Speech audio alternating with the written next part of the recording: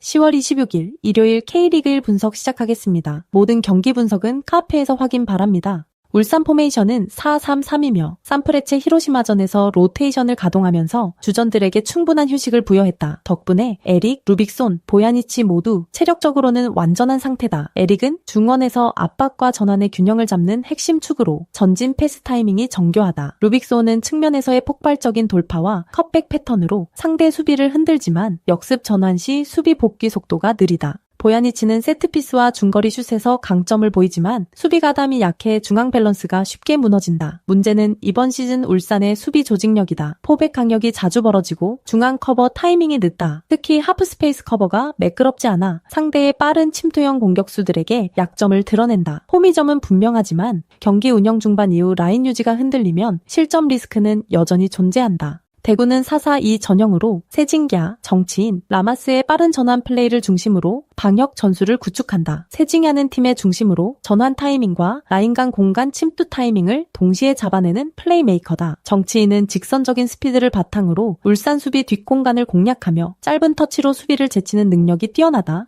라마스는 이선에서 타이밍을 맞춰 침투하며 세컨드 찬스를 노리는 유형으로 세징야의 패스를 활용할 때 효율이 극대화된다. 대구는 시즌 막바지로 갈수록 강등권 탈출이라는 절박한 동기부여가 강하다. 이러한 심리적 동력은 홈보다 원정에서 더욱 강하게 작용하며 상대의 방심을 파고드는 힘으로 이어진다. 특히 세징야와 정치인이 하프라인 근처에서 역습을 전개할 때 울산의 수비 라인은 한 박자 늦게 반응한다. 이 타이밍 차이가 오늘 경기 승부를 결정지을 핵심 변수다. 울산은 체력적으로는 여유가 있지만 수비 밸런스의 불안이 여전히 발목을 잡고 있다. 반면 대구는 강등권 탈출이라는 절박함 속에서 한순간의 집중력으로 흐름을 바꿀 가능성이 높다. 세징야의 패스 타이밍과 정치인의 돌파력이 결합된다면 이번 경기는 대구가 울산의 자만을 무너뜨리는 반전 드라마로 이어질 수 있다.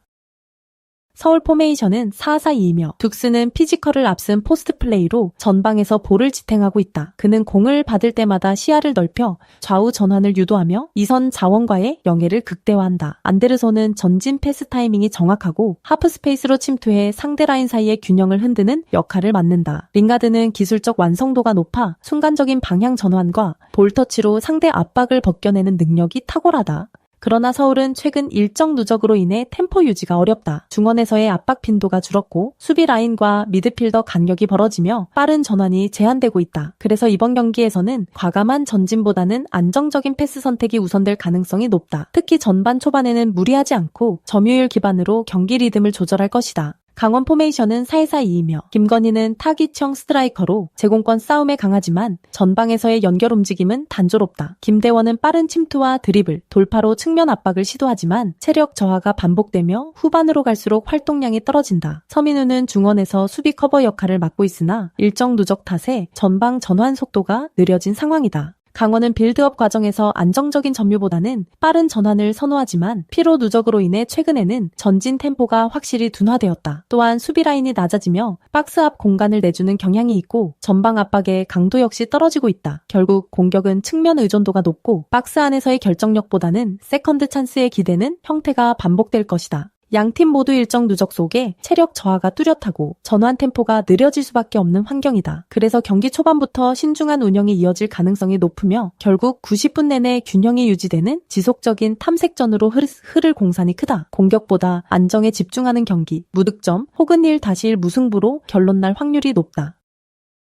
대전 포메이션은 4-4-2이며 전방에서부터의 유기적 움직임과 공격 템포가 리그 후반기에 절정에 달했다. 주민규는 타깃형 스트라이커로서 제공권 싸움과 마무리 능력을 모두 겸비했고 박스 근처에서는 한 박자 빠른 슈팅으로 상대 수비의 밸런스를 흔든다. 에르난데스는 측면에서의 드리블 돌파와 컷백 타이밍이 날카롭고 역습 전환, 시순간 가속력이 탁월하다. 마사는 중원에서 볼 운반과 전진 패스를 동시에 소화하며 공격 전개 속도를 높이는 핵심 축이다. 최근 대전은 2선과 3선의 간격이 좁아지며 세컨드볼, 회수율이 눈에 띄게 개선되었다. 주민규가 내려와 볼을 받는 움직임이 늘어나면서 주변 선수들의 연계 플레이가 자연스럽게 이어진다. 이로 인해 공격 루트가 한쪽으로 치우치지 않고 중앙 측면 하프 스페이스를 고르게 활용하는 균형 잡힌 전개를 보여주고 있다. 특히 홈 경기에서는 전방 압박의 강도가 높아지고 상대의 빌드업 타이밍을 완전히 차단하는 모습이 자주 연출된다. 득점 루트가 다양해진 만큼 대전은 단순히 한두 명의 에이스에 의존하지 않고 팀 전체의 흐름으로 경기를 풀어간다.